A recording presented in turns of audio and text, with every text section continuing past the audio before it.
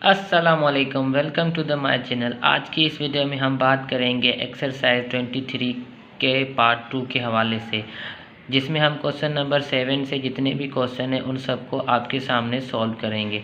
तो यहाँ पे सिंपली हमारे पास पहले क्वेश्चन नंबर 7 देखें तो in the triangle ABC as triangle ADB is right angle as shown in the adjacent figure. Find the length AH and B. Measurement of line CD is equal to 5 units and measurement of line AD is equal to 7 units।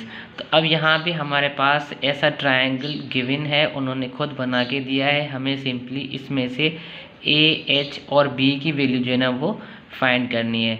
तो हमारे पास यहाँ पे देखें तो ये B और D जो line है वो AC पे क्या है, परपेंडिकुलर है। हम इसको गिवन में दिखाएंगे और उसके बाद हमें जो फाइंड करना है वो वैल्यूज़ उनको हमें एक स्टेटमेंट में लिखना है। तो BD लाइन जो है ना वो परपेंडिकुलर है AC लाइन पे, ये हमें गिवन है। To find AB and H in right angle triangle ADB and CDB। तो यहाँ पे जो हमारे पास राइट एंगल ट्रायंगल है, एक ADB और दूसरा जो है ना वो CDB है। तो सबसे पहले हम इन दोनों ट्रायंगल को जो है ना अलग से बनाते हैं और वहाँ से फिर हमें जो वैल्यू फाइंड करनी होगी उसको फाइंड करेंगे। तो यहाँ पे देख सकते हैं कि जो ट्रायंगल ADB है उसको हमने बनाया अलग से। तो यहाँ पे हमें सिंपली जो बेस गिवन है वो 7 मिल गया और उसके बाद जो हाइपोटेन्यूज वो B और परपेंडिकुलर H। तो इसको हम बाय पाइथागोरस थ्योरम अब सॉल्व करें तो H square is equal to P square plus B square. तो एच की वैल्यू हमारे पास B और P की वैल्यू H और उसके बाद B जो है हमें 7 मिला और उसके बाद B तो B हमें 7 मिला हुआ है। 7 का स्क्वायर सॉल्व करेंगे 49। इसको हम इक्वेशन नंबर 1 का नाम देते हैं। जो हमारे पास जो दूसरा ट्रायंगल है CDB, इसको सॉल्व करें तो यहाँ पे भी देखें बेस जो हमें गिवन है वो 5 मिला हुआ है और परपेंडिकुलर हमें H और हाइपोटेन्यूज की वैल्यू A। तो अब सिंपली इसमें अब इसको फार्मूले में पुट करें तो हाइपोटेन्यूज A उसका स्क्वायर करेंगे और परपेंडिकुलर H उसका स्क्वायर करेंगे और उसके बाद बेस की वैल्यू 5 उसका स्क्वायर किया 25। इसको इक्वेशन नंबर 2 का नाम दिया। अब जो हमारे पास राइट एंगल ट्रायंगल बना हुआ है ABC का, तो देखें ABC का राइट एंगल ट्रायंगल हमारे पास किस तरीके से बना हुआ है। तो A B और C, यहाँ पे B जो है ना वो हमारे पास राइट एंगल ट्रायंगल है और B के सामने का साथ जो होगा वो हाइपोटेन्यूज। B और A के दरमियान जो लाइन है उसको हम बेस कहेंगे और BC की जो लाइन है वो परपेंडिकुलर है। तो इसको अब हम पाइथागोरस थ्योरम के ज़रिए सॉल्व करें। अब यहाँ पे AC लाइन हमारे पास हाइपोटेन्यूज थी तो उसका हमने स्क्वायर किया और जो B है वो हमें परपेंडिकुलर मिला हुआ है और A जो है ना वो हमें बेस मिला हुआ है, तो उसको हमने स्क्वायर की फॉर्म में रखा। अब AC लाइन जो हमें मिली हुई है वो दो पार्ट्स में ब्रेक की हुई है, एक AD लाइन और दूसरी CD लाइन में। तो हमने AC की जगह क्या रखा, उन दोनों पार्ट्स को AC की जगह पे रखा और उसका स्क्वायर किया is equal to B square plus A square. तो अब सिंपली AD की वैल्यू हमें मिली हुई है 7 और CD की वैल्यू 5 मिली हुई है। इसको हम प्लस करेंगे तो 12 और 12 का स्क्वायर सॉल्व करेंगे 144 और राइट हैंड साइड पे जो भी वैल्यूज़ है उसको हमने सेम रखा। इसको इक्वेशन नंबर 3 का नाम दिया। अब उसके बाद हम इसमें क्या करेंगे तो इक्वेशन 1 और इक्वेशन 2 को हम ऐड करेंगे। तो इक्वेशन 1 हमारे पास ऊपर देखें तो क्या है, B square is equal to H square plus 49 और equation 2 A square is equal to H square plus 25। Left hand side को आपस में प्लस करें और राइट हैंड साइड को आपस में प्लस करें। तो लेफ्ट हैंड साइड में हमारे पास वैल्यू है A square plus B square और राइट हैंड साइड पे H स्क्वायर को H स्क्वायर से प्लस करेंगे 2H स्क्वायर और 49 को 25 से प्लस करेंगे 74। इसको हम इक्वेशन नंबर 4 का नाम देते हैं। अब उसके बाद सिंपली हम क्या करेंगे तो ये जो हमने इक्वेशन नंबर 4 हासिल की है इसमें अब हम इक्वेशन नंबर 3 को पुट करें। तो इक्वेशन नंबर 3 में देखें B square plus A square या फिर A square plus B square, इसकी वैल्यू हमें गिवन है। तो अब A square plus B square की जगह हम ये वैल्यू जो है ना वो पुट करेंगे तो 144 इसकी वैल्यू है, हमने पुट की और राइट हैंड साइड को हमने सेम रखा। अब उसके बाद देखें तो ये 74 प्लस का है, इस तरफ आके माइनस होगा तो 144 से 74 को हम माइनस करेंगे तो हमारे पास जो वैल्यू आएगी वो 70। तो अब एच स्क्वायर के साथ 2 देखें मल्टीप्लाई में हो रहा है, इसको हम राइट हैंड साइड पे लेके आएंगे तो डिवाइड होगा 2 की टेबल 70 पे 35 टाइम एच स्क्वायर की हमें वैल्यू मिल गई 35। अब यहाँ से स्क्वायर ख़त्म करने के लिए हम दोनों साइडों पे स्क्वायर रूट देंगे तो इस एच स्क्वायर का भी हमने स्क्वायर रूट लिया और 35 का भी स्क्वायर रूट लिया। तो एच स्क्वायर का स्क्वायर रूट करेंगे एच मिलेगा और 35 जो है ना वो हम स्क्वायर रूट में ही रखेंगे। अब क्या करेंगे, सिंपली हम जो हमने एच की वैल्यू फाइंड की है इसको हम इक्वेशन 1 और इक्वेशन 2 में पुट करेंगे तो हमें बी और ए की वैल्यू मिल। इक्वेशन 1 हमारे पास क्या थी, B square is equal to H square, तो हमने स्क्वायर रूट जो 35 है उसका स्क्वायर किया प्लस 49। तो अब सिंप्लीफाई करें इनको तो बी स्क्वायर हम सेम रखेंगे और स्क्वायर रूट कैंसिल हो जाएगा, बाकी 35 और प्लस 49 भी हमने सेम रखा। इन दोनों को सम करेंगे तो 84। अब बी स्क्वायर है, स्क्वायर ख़त्म करने के लिए दोनों साइडों पे स्क्वायर रूट देंगे तो स्क्वायर रूट हमने लिया बी स्क्वायर का भी और स्क्वायर रूट हमने लिया 84 का भी। अब यहाँ से हमें तो इसका स्क्वायर रूट सॉल्व करेंगे तो हमें जस्ट बी मिलेगा और इसको हम ब्रेक करें तो 4 × 21 84 आएगा। अब इन दोनों नंबर्स में से एक नंबर आपको ऐसा लेना है जो परफेक्ट स्क्वायर हो। तो यहाँ पे 4 जो है ना वो परफेक्ट स्क्वायर है, 4 स्क्वायर रूट से बाहर निकल आएगा ट्रू और बाकी हमारे पास स्क्वायर रूट में वैल्यू बचेगी 21। तो बी की वैल्यू जो हमें मिल गई वो ट्रू 21। अब इक्वेशन नंबर 2 जो है ना उसमें से देखें तो इक्वेशन नंबर 2 हमारे पास क्या थी, A square is equal to H square, तो एच की वैल्यू का हमने स्क्वायर किया प्लस 25। तो इसका स्क्वायर सॉल्व करेंगे 35 आएगा और प्लस 25 हमने सेम रखा, इन दोनों को प्लस करेंगे तो 60, ए स्क्वायर इज इक्वल टू 60। अब यहाँ से स्क्वायर ख़त्म करने के लिए दोनों साइडों पे स्क्वायर रूट दें तो स्क्वायर रूट हमने ए स्क्वायर का भी लिया और स्क्वायर रूट हमने 60 का भी लिया। तो यहाँ से इसको सॉल्व करेंगे तो हमें सिंपली ए मिलेगा। 60 को हम इस तरीके से भी लिख सकते हैं कि 4 × 15। तो यहाँ पे देखें तो 4 हमारे पास जो है ना वो परफेक्ट स्क्वायर है, ये स्क्वायर रूट से बाहर निकल आएगा और 15 स्क्वायर रूट में रहेगा क्योंकि 15 जो है ना वो परफेक्ट स्क्वायर में नहीं आता और ए की वैल्यू हमें मिल गई 2 स्क्वायर रूट 15। तो सिंपली हमें क्वेश्चन नंबर 7 में ए बी और एच की वैल्यू फाइंड करनी थी जो हमने फाइंड की। तो हमारे पास क्वेश्चन नंबर 7 जो है ना वो कंप्लीट हुआ। अब क्वेश्चन नंबर 8 देखें तो the side of a right angle swimming pool are 50 metre and 30 metre, what is the length between the opposite corners. अब यहाँ पे हमें एक रेक्टेंगल गिवन है, उसमें जो लेंथ हमें गिवन है वो 50 मीटर है और जो ब्रीथ गिवन है वो 30 मीटर है। तो सिंपली हम लेंथ को यहाँ पे शो करें तो रेक्टेंगल में लेंथ हमारी जो होती है वो हॉरिजॉन्टली होती है, उसको हमने 50 मीटर किया और जो हमारे पास वर्टिकली लाइन होती है वो ब्रीथ होती है, इसको हमने 30 मीटर में शो किया। तो रेक्टेंगल की दोनों साइडों की वैल्यू सेम होती है इसलिए ये भी 50 मीटर होगी, ये भी 50 मीटर और यहाँ पे भी रेक्टेंगल में जो ब्रीथ है उसकी भी दोनों साइडों की वैल्यू इक्वल होती है। तो ये 30 मीटर है, यहाँ पे ये भी 30 मीटर होगा। अब हमें जो इसके कॉर्नर्स हैं उनको फाइंड करना है। तो इसका जो अपोजिट कॉर्नर्स है, चाहे हम ए बी को फाइंड करें या हम यहाँ से सी डी को फाइंड करें, इन दोनों में से कोई भी हम एक कॉर्नर को फाइंड करेंगे तो हमारा ये क्वेश्चन जो है ना वो कंप्लीट हो जाएगा।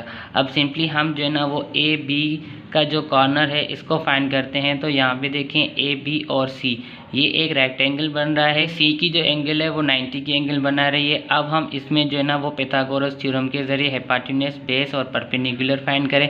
तो 90 के एंगल के सामने का हिस्सा परपेंडिकुलर और 90 और एंगल की लाइन जो होगी वो हमारे पास बेस और उसके बाद ये जो लाइन है वो जो ऊपर जा रही है वो परपेंडिकुलर। तो अब हम इसमें x को मालूम करना चाहते हैं तो let x be the length between the opposite corners. तो x यहाँ पे क्या है, ये जो अपोजिट कॉर्नर्स हमने निकाले हैं उसमें x इसकी लेंथ है जो हमें फाइंड करनी है। So by Pythagoras theorem H square is equal to P square plus B square और उसके बाद अब h की वैल्यू हमारे पास x है तो उसका स्क्वायर किया और परपेंडिकुलर की वैल्यू 30 उसका स्क्वायर किया, बेस की वैल्यू 50 उसका स्क्वायर किया। अब सिंपली हम इसमें पहले इनका स्क्वायर सॉल्व करेंगे तो 30 का स्क्वायर 900 और 50 का स्क्वायर 2500। तो 900 और 2500 को प्लस करेंगे 3400 आएगा। X square is equal to 3400। अब इसका स्क्वायर ख़त्म करने के लिए हम दोनों साइडों पे स्क्वायर रूट देंगे। तो एक्स स्क्वायर का भी स्क्वायर रूट लिया और 3400 का भी स्क्वायर रूट लिया। तो लेफ्ट हैंड साइड जो है ना उसको हमने सेम रखा और राइट हैंड साइड में इसको हम ब्रेक करें तो हम यहाँ पे एक नंबर ऐसा लेंगे जो परफेक्ट स्क्वायर हो। तो यहाँ पे 100 हमने लिया जो परफेक्ट स्क्वायर, 100 से हम 34 को मल्टीप्लाई करेंगे तो ये सेम वैल्यू बनेगी। अब इसको सिंप्लीफाई करें तो यहाँ पे देखें एक्स स्क्वायर का स्क्वायर रूट सॉल्व करेंगे एक्स आ जाएगा और 100 का स्क्वायर रूट सॉल्व करेंगे तो हमें 10 मिलेगा, क्योंकि 100 10 का परफेक्ट स्क्वायर है। और उसके बाद 34 जो है ना वो परफेक्ट स्क्वायर में नहीं आता, इसलिए हमने स्क्वायर रूट में ही इसको रखा है। अब 10 को स्क्वायर रूट ऑफ 34 से मल्टीप्लाई करेंगे तो हमारे पास जो आंसर आएगा वो 58.309 आएगा। ऑफ करेंगे तो 58.31। तो यहाँ पे हमारे पास जो लेंथ मिलेगी इस अपोजिट कॉर्नर्स की वो कितनी मिलेगी, 58.31। अब क्वेश्चन नंबर 9 देखें तो क्वेश्चन नंबर 9 हमारे पास क्या है, length of each side of an equilateral triangle is 8 units. तो इक्विलेटरल ट्रायंगल अब हमें गिवन है जिसकी तीनों साइडें बराबर होती है और उसकी वैल्यू हमारे पास गिवन है 8 units. Find the length of any one altitude. तो सिंपली पहले हम इक्विलेटरल ट्रायंगल को ड्रा करें तो ये हमने इक्विलेटरल ट्रायंगल ड्रा किया ABC। तो तीनों साइडों की वैल्यूज़ हमें इक्विलेटरल ट्रायंगल में सेम मिलती है, तो तीनों साइडों की वैल्यूज़ पे हमने 8 यूनिट्स रखा। अब हमें इस इक्विलेटरल ट्रायंगल में एक अल्टीट्यूड ड्रा करना है जिसकी हमें लेंथ फाइंड करनी है। तो A से हम अल्टीट्यूड ड्रा करते हैं। हमने A से अल्टीट्यूड ड्रा किया और उसकी जो दूसरी पॉइंट्स है उसको हमने D से शो किया। अब हमें ये AD जो लाइन, अब ये जो AD लाइन हमने बनाई है अल्टीट्यूड में उसकी जो लेंथ है वो हमें मालूम करनी है। तो सिंपली देखें ये हमारे पास राइट एंगल बन रहा है D पे, तो D के सामने का ऐसा हाइपोटेन्यूज और D और एंगल को मिलाने वाली लाइन जो होगी वो हमारे पास होगी बेस, और ये जो अल्टीट्यूड है इसको हम परपेंडिकुलर में ले सकते हैं। तो सिंपली पहले हम क्या करेंगे, BD की वैल्यूज़ फाइंड करेंगे, क्योंकि ये जो हमें 8 यूनिट्स मिला हुआ है वो BC का है। तो यहाँ पे सिंपली BD हमारे पास क्या होगा, तो इसका हाफ बनेगा। तो अब BD लाइन किसके बराबर होगी, हाफ ऑफ BC लाइन। तो BC लाइन की वैल्यू हमें 8 यूनिट्स मिली हुई है, इसको 1/2 से मल्टीप्लाई करेंगे तो BD की लाइन जो है उसकी वैल्यू हमें मिल जाएगी 4 यूनिट्स। तो अब x की वैल्यू को मालूम करने के लिए इस क्वेश्चन को सिंप्लीफाई करें तो let x be the length of a altitude triangle ABD। तो ABD ट्रायंगल का x क्या है, लेंथ है। So by Pythagoras theorem h square is equal to p square plus b square. तो h की वैल्यू यहाँ पे 8 और p की वैल्यू x है और b की वैल्यू 4, इन तीनों का हमने स्क्वायर किया। अब 8 का स्क्वायर सॉल्व करेंगे 64, x स्क्वायर का स्क्वायर सॉल्व करेंगे x स्क्वायर और 4 का स्क्वायर सॉल्व करेंगे 16। ये प्लस का 16 है, 64 से जाके माइनस होगा तो एक्स स्क्वायर की वैल्यू हमें क्या मिलेगी 48। अब हम सिंपली क्या करेंगे, तो स्क्वायर ख़त्म करेंगे। स्क्वायर ख़त्म करने के लिए स्क्वायर रूट लेंगे दोनों साइडों पे। तो एक्स स्क्वायर का स्क्वायर रूट लिया और 48 का भी स्क्वायर रूट लिया। एक्स स्क्वायर का स्क्वायर रूट सॉल्व करेंगे एक्स मिलेगा। अब 48 को हम इस तरीके से ब्रेक करें, जो एक नंबर हम लें परफेक्ट स्क्वायर का, तो परफेक्ट स्क्वायर हमने इसमें से 16 लिया और उसको 3 से मल्टीप्लाई करेंगे तो 48 बनेगा। अब 16 जो है ना वो परफेक्ट स्क्वायर है 4 का, तो 4 स्क्वायर रूट से बाहर निकल आएगा, बाकी यहाँ पे 3 बचेगा। तो x is equal to 4 radical 3 units. अब हमारे पास जो x की लेंथ है वो मिल गई, तो हमें सिंपली मालूम भी ये करना था 10 4 radical 3 is the length of altitude. Question number 10 देखें, the side of a triangle have length x, x plus 4 and 20. If the length of the longest side is 20, what value of x make the right angle? तो simply यहाँ पे हमें longest side जो मिली हुई है वो 20 है। तो हमें मालूम है जो राइट एंगल ट्रायंगल में लॉन्गेस्ट साइड होती है उसको हम हाइपोटेन्यूज कंसीडर करते हैं। तो हमारे पास यहाँ पे सिंपली पाइथागोरस थ्योरम है, इसको हम अप्लाई करें तो in right angle triangle H square is equal to P square plus B square. तो एच हमें लॉन्गेस्ट साइड मिली हुई है 20, उसका स्क्वायर किया इज इक्वल टू परपेंडिकुलर हमने x को कंसीडर किया और बेस जो है ना वो हमने x प्लस 4 को कंसीडर किया। इन दोनों वैल्यूज़ में कोई भी हम परपेंडिकुलर ले सकते हैं, हम कोई भी बेस ले सकते हैं, क्योंकि ये दोनों आपस में प्लस हो रहे हैं। इससे हमें कोई भी कैलकुलेशन में मिस्टेक्स नहीं होगी। तो अब 20 का स्क्वायर सॉल्व करें तो 400 आएगा और एक्स स्क्वायर का स्क्वायर सॉल्व करेंगे एक्स स्क्वायर, और यहाँ पे देखें तो ये a plus B whole square है। तो a plus B whole square किसके बराबर होता है, A square plus 2ab plus B square. तो हम इसको इस फार्मूले में ओपन करेंगे तो हमें जो वैल्यू मिलेगी x square plus 8x plus 16। तो अब सिंप्लीफाई करें इनको तो x square plus x square 2x square बन जाएगा और 8x 16, और लेफ्ट हैंड साइड पे हमने 400 को सेम रखा। हम इसको राइट हैंड साइड पे लेके जाएंगे तो ये माइनस का हो जाएगा और बाकी यहाँ पे जो वैल्यू बचे और बाकी यहाँ पे कुछ नहीं बचेगा, तो इसका मतलब 0। अब 2x square plus 8x plus 16 minus 400, तो प्लस के 16 माइनस 400 को हम सॉल्व करेंगे तो यहाँ पे हमें माइनस की वैल्यू में 384 मिलेगा। अब उसके बाद प्लस इंटू माइनस देखें तो माइनस 384, और बाकी जितनी भी वैल्यूज़ हैं यहाँ पे भी उनको भी सेम रखा है इज इक्वल टू 0। 2 इन सब में से कॉमन आ रहा है तो हमने 2 को यहाँ से कॉमन ले लिया, तो बाकी क्या बचेगा x square plus 4x minus 192 is equal to 0। अब उसके बाद हम सिंपली यहाँ पे करेंगे क्या, तो इसको हम मिडिल टर्म के ज़रिए सॉल्व करें तो माइनस 192 एक्स स्क्वायर आएगा और हमारे पास मिडिल टर्म जो है ना वो 4x है। तो अब हम 192 को इस तरीके से ब्रेक करें ताकि मल्टीप्लिकेशन का जवाब हमारे पास माइनस 192 एक्स स्क्वायर आए और प्लस माइनस का जवाब हमारे पास 4x आए। तो अब सिंपली हम 192 के फैक्टर्स निकालें तो 192 के फैक्टर्स हमारे पास ये बनते हैं। अब इसको हम इस तरीके से मल्टीप्लाई करेंगे और उसके बाद इसमें हम प्लस माइनस करके 4 को हासिल करें। तो शुरू के 4 नंबर जो है ना उसको हम मल्टीप्लाई करेंगे तो हमें 16 मिलेगा, और उसके बाद बाकी जो लास्ट 3 फैक्टर्स हैं इनको मल्टीप्लाई करेंगे तो 12 मिलेगा। अब 16 और 12 इनको मल्टीप्लाई करेंगे तो 192 आएगा। क्या हम इनको प्लस या माइनस करें तो इसका जवाब 4 बनता है। तो जी हाँ, यहाँ पे प्लस का 16 रखें और माइनस का 12 रखेंगे तो हमें प्लस का 4x मिलेगा। तो हमारे पास जो मिडिल टर्म ब्रेक हो रही है वो 16 और 12 में ब्रेक हो रही है। तो अब हम मिडिल टर्म की जगह क्या रखेंगे, प्लस का 16 और माइनस का 12x और माइनस 192, और यहाँ पे एक्स स्क्वायर जो है ना हमने सेम रखा। तो अब इन दोनों ब्रैकेट्स में से x हमारे पास कॉमन आ रहा है, हमने x को कॉमन ले लिया, बाकी यहाँ पे x प्लस 16 बचेंगे। और यहाँ पे देखें तो माइनस और 12 इन दोनों में से कॉमन आ रहा है, उसको हमने कॉमन ले लिया, बाकी यहाँ पे x बचेगा और 12 की टेबल 192 पे 16 टाइम। तो यहाँ पे हमारे पास मिडिल टर्म जो है ना वो ब्रेक हो गई। अब हम सिंपली करेंगे क्या, तो जो हमारे पास कॉमन आए हैं उनको हम कंबाइन करें और 0 के इक्वेटिंग में रखें, और ये दोनों ब्रैकेट्स देखें एक जैसी हैं तो इनमें से हम जस्ट एक ब्रैकेट को लें और उसको 0 के इक्वेटिंग में रखें। तो यहाँ पे ये माइनस का 12 है, इस तरफ आके प्लस का होगा x इज इक्वल टू 12, और यहाँ पे देखें ये प्लस का 16 है, इस तरफ जाके माइनस हो जाएगा, x is equal to minus 16। तो length is always positive so ignore minus 16, और हमारे पास जो x की वैल्यू आ जाएगी वो 12। और क्वेश्चन में भी देखें हमें क्या फाइंड करने, what value of x make the right angle.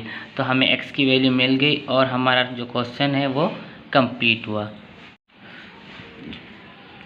अब क्वेश्चन नंबर 11 देखें तो a manager goes 18 metre due east and then 24 metre due north, find the distance of his current position on the starting point. अब यहाँ पे इस question को समझें तो हम सिंपली इस क्वेश्चन को किस तरीके से समझेंगे कि एक मैनेजर है या फिर एक आदमी है जो अपनी स्टार्टिंग पॉइंट से 18 मीटर ईस्ट की तरफ जाता है और फिर वहाँ से 24 मीटर नॉर्थ की तरफ जाता है। तो अब उसकी जो स्टार्टिंग पॉइंट है और अभी जहाँ पे वो करंट पोजीशन पे है उसका हमें डिस्टेंस फाइंड करना है। तो सिंपली यहाँ पे देखें, हम पहले ये जो हमारे पास पोजीशंस हैं उनको हम डिफ़ाइन करें तो नॉर्थ हमारे पास इस तरफ हो, तो नॉर्थ की पोजीशन जो होती है वो वर्टिकली अपवर्ड होती है और साउथ की पोजीशन वर्टिकली डाउनवर्ड होती है। ईस्ट की पोजीशन हमारे पास राइट हैंड साइड पे होती है और वेस्ट की पोजीशन लेफ्ट हैंड साइड पे होती है। तो अब क्वेश्चन में देखें तो जो मैनेजर है वो 18 मीटर ईस्ट की तरफ जा रहा है, तो 18 मीटर इसकी स्टार्टिंग पॉइंट अगर हम यहाँ से लेंगे तो वो ईस्ट की तरफ 18 मीटर जा रहा है और उसके बाद फिर वहाँ से 24 मीटर नॉर्थ की तरफ जा रहा है, तो इसका मतलब वो अपवर्ड में जा रहा है। अब इसको हम ट्रायंगल में शो करें तो ट्रायंगल में देखें स्टार्टिंग पॉइंट से वो ईस्ट की तरफ 18 मीटर गया और उसके बाद 24 मीटर नॉर्थ की तरफ गया, तो इसका मतलब ये अपवर्ड पोजीशन में जाएगा। अब हमें सिंपली मालूम जो करना है कि यहाँ से एंडिंग पॉइंट से लेके और स्टार्टिंग पॉइंट तक इसने कितना डिस्टेंस कवर्ड किया वो हमें मालूम करना है। तो सिंपली जो हमें चीज़ मालूम करनी है उसको हम एक्स से रिप्रेजेंट करते हैं और हमारे पास ये परपेंडिकुलर 24 मीटर और ये बेस की वैल्यू देखें तो 18 मीटर और यहाँ पे ये 90 के एंगल के अपोजिट में है, तो ये हमारे पास हाइपोटेन्यूज हो जाएगा। तो बाय यूजिंग पैथागोरस अब H square is equal to P square plus B square, तो एच की वैल्यू यहाँ पे एक्स उसका स्क्वायर किया, पी की वैल्यू 24 उसका स्क्वायर किया और बी की वैल्यू 18 उसका स्क्वायर किया। तो अब सिंपली एक्स का स्क्वायर सॉल्व करेंगे एक्स स्क्वायर आएगा और 24 का स्क्वायर सॉल्व करेंगे 576, उसके बाद प्लस 18 का स्क्वायर सॉल्व करेंगे 324। इन दोनों को सम करेंगे तो हमारे पास 900 वैल्यू बनेगी। अब यहाँ पे हमें एक्स स्क्वायर ख़त्म करना है तो दोनों साइडों पे स्क्वायर रूट देंगे, तो एक्स स्क्वायर का स्क्वायर रूट सॉल्व करेंगे एक्स स्क्वायर और 900 का स्क्वायर रूट सॉल्व करेंगे 30 की। 900 जो है ना वो 30 का स्क्वायर है, इसलिए यहाँ पे हमारे पास जस्ट 30 आएगा। तो x is equal to 30 metre. So the distance from starting point to his current position is 30 metre. अब क्वेश्चन नंबर 12 में देखें तो हमारे पास यहाँ पे एक ABCD रेक्टेंगल है और उसमें जो BC लाइन है और जो CD लाइन है उन दोनों का सम 17 सेंटीमीटर मिला हुआ है और उसके बाद आगे देखें तो PD लाइन और AC लाइन का सम हमें 26 सेंटीमीटर मिला हुआ है। सिंपली हमें इसमें लेंथ और ब्रेड्थ जो है ना वो कैलकुलेट करनी है। तो अब इस क्वेश्चन को देखें हम किस तरीके से सॉल्व करेंगे। तो सिंपली सबसे पहले हम इसका रेक्टेंगल बनाएं और जो चीज़ें ये गिवन है उसको हम इस रेक्टेंगल में शो करवाएं।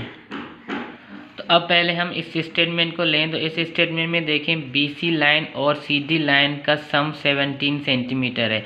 तो यहाँ पे BC भी अननोन है और CD भी अननोन है। तो BC के लिए हम x का कांस्टेंट लेते हैं और CD के लिए हम y का कांस्टेंट लेते हैं। तो इसको अब हम इस तरीके से लिख सकते हैं कि x plus y is equal to 17। अब यहाँ से x की वैल्यू निकालें तो x is equal to 17 minus y। अब उसके बाद पहले हम इस रेक्टेंगल को समझें तो ये हमारे पास जो रेक्टेंगल है वो किस तरीके से दिया हुआ है। तो ये ABCD एक रेक्टेंगल है, इसमें हमारे पास ये BC लाइन की वैल्यू है वो x है या और उसकी वैल्यू 1 दी और यहाँ पे जो CD लाइन है उसको हमने y से रिप्रेजेंट किया और y की वैल्यू रखी b। अब ये जो डायगोनल्स हमें गिवन है वो डायगोनल्स देखें तो AC और BD, तो AC और BD का सम कितना है 26 सेंटीमीटर। तो डायगोनल्स जो होते हैं उनकी वैल्यूज़ रेक्टेंगल में इक्वल होती है, तो एक डायगोनल की वैल्यू यहाँ पे हमें मिलेगी 13 को 13 से प्लस करेंगे तभी ये जो हमारे पास राइट हैंड साइड पे वैल्यू आ रही है वो आएगी। तो यहाँ पे C को हमने लिया 13। अब इस रेक्टेंगल में दो राइट एंगल ट्रायंगल बन रहे हैं, तो हम ये जो first right angle triangle DC और B का बन रहा है हम इसके ज़रिए हमारा जो क्वेश्चन है उसको सॉल्व करते हैं। तो यहाँ पे देखें राइट एंगल के सामने हाइपोटेन्यूज होता है, तो C की वैल्यू हाइपोटेन्यूज राइट एंगल और उसके साथ की जो लाइन होगी वो हमारे पास बेस और ये जो लाइन है इसको हम परपेंडिकुलर कहते हैं। तो सिंपली अब हम इसमें करेंगे क्या, तो by Pythagoras theorem h square is equal to P square plus B square. तो यहाँ पे h स्क्वायर की वैल्यू c और p स्क्वायर की वैल्यू a और b स्क्वायर की वैल्यू b। तो अब उसके बाद c की वैल्यू देखें तो 13 है यहाँ पे, तो 13 का स्क्वायर करेंगे और a की वैल्यू x और उसके बाद b की वैल्यू y। तो अब यहाँ पे इनको सिंप्लीफाई करें तो सिंपली देखें यहाँ पे 13 का स्क्वायर करेंगे 169 आएगा और x की वैल्यू यहाँ पे हमने निकाली, तो इस वैल्यू को अब हम इसमें पुट करेंगे तो हमारे पास ये क्या बन जाएगा 17 minus y whole square plus y square. तो 169 is equal to 17 minus y whole square plus y square. अब सबसे पहले a minus B whole square का फार्मूला इस पे लगाएं, तो a minus B whole square का फार्मूला इस पे लगाएंगे तो हमारे पास वैल्यू क्या आएगी 289 minus 34y plus y square, और ये प्लस वाई स्क्वायर हमने सेम रखा। यहाँ पे लेफ्ट हैंड साइड पे देखें 169 है, इसको हम राइट हैंड साइड पे लेके जाएंगे तो ये यहाँ पे आके माइनस हो जाएगी और बाकी यहाँ पे क्या बचेगा 0। तो अब इनको सिंप्लीफाई करें तो वाई स्क्वायर 2y स्क्वायर हो जाएगा और माइनस 34y प्लस 289, और ये वैल्यू यहाँ पे प्लस की थी इसको हमने माइनस में रखा।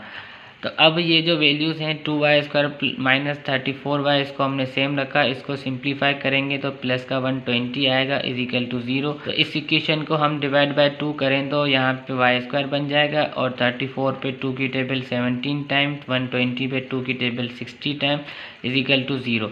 अब ये हमारे पास क्वाड्रेटिक इक्वेशन है, इसको सिंपली हम जो है ना बाय मिडिल टर्म सॉल्व करेंगे तो 60 के पहले हम फैक्टर्स निकालें तो 60 के फैक्टर्स हमारे पास क्या आते हैं 2 मल्टीप्लाई 2 मल्टीप्लाई 3 मल्टीप्लाई 5। तो अब हमें ये जो फैक्टर्स मिले हुए हैं यहाँ से हमें ऐसे नंबर्स जो है ना निकालने हैं जो जिसका सम करें तो -17 y आए और जिसकी मल्टीप्लिकेशन करें तो प्लस का 60 आए। तो उसके लिए हमारे पास जो नंबर इसमें से बनेंगे वो 12 और 5 बनेंगे।